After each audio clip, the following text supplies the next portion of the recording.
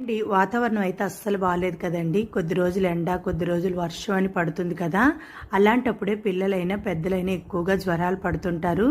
అయితే జ్వరం తగ్గిపోయాక ఏదైనా తినాలి, వాళ్ళకి ఏదైనా వండాలి అనిపిస్తే ముందుగా కనిపించేది అయితే దొండకాయ ఫ్రైయే కదండి. అయితే ఒక్కసారి ఇలా దొండకాయ ఫ్రై చేసి పెట్టండి, టేస్ట్ అయితే చాలా బాగుంటుంది. చక్కగా అన్నం అంతా తినేస్తారండి. ఒక్కసారి ట్రై చేయండి. కళాయిలోకి అయితే ఆయిల్ వేసుకొని, ఆయిల్ వేడైంది అనేటప్పుడు దంచుకుని వెల్లుల్లి, పోపు దినుసులు, కట్ చేసుకుని ఎండుమిరపకాయలు, కరివేపాకు వేసుకొని ఫ్రై చేసుకున్న తర్వాత నిలువుగా సన్నగా కట్ చేసుకుని దొండకాయ ముక్కలు వేసుకొని స్టవ్ లో ఫ్లేమ్లో పెట్టుకొని ఫ్రై చేసుకోవాలండి. దొండకాయ ఫ్రై అయ్యేసరికి అయితే వేరొక ప్యాన్లోకి అయితే కొంచెం జీలకర్ర, ధనియాలు, ఎండుమిరపకాయలు 4, కొంచెం కరివేపాకు వేసుకొని దోరగా ఫ్రై చేసుకున్న తర్వాత చల్లగా అయిన తర్వాత మిక్సీ జార్లో వేసుకొని పొడిలా చేసి పక్కన ఉంచుకోవాలి. దొండకాయ కలుపుకుంటూ ఫ్రై చేసుకోవాలండి. దొండకాయ అనేది బాగా ఫ్రై అయిపోతుందండి.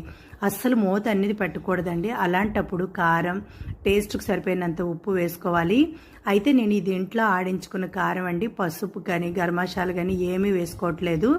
కారంలోనే మొత్తం వేసుకొని ఆడించుకున్నాం కాబట్టి గ్రైండ్ చేసుకుని పొడి కూడా వేసుకొని బాగా కలుపుకొని స్టవ్ లో ఫ్లేమ్లో పెట్టుకొని 5 నిమిషాలు అయితే ఫ్రై చేసుకుంటే దొండకాయ ఫ్రై అయితే రెడీ అయిపోతుందండి.